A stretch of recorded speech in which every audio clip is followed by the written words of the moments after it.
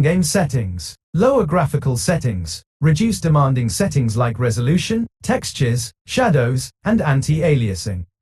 This can significantly improve FPS, especially on lower-end hardware.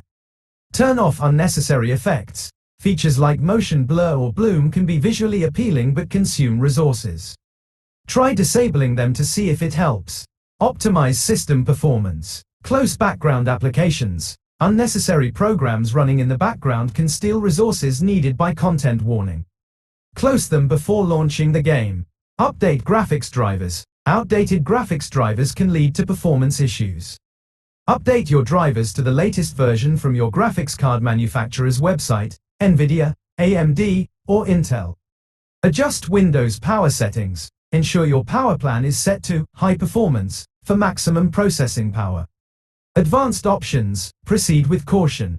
Overclocking. If applicable, overclocking your CPU or GPU can boost performance, but it can also be risky and lead to instability if not done correctly. Research overclocking thoroughly before attempting it. Game launch options. Some advanced users tweak launch options through Steam to optimize performance. However, this requires research specific to content warning and carries some risk.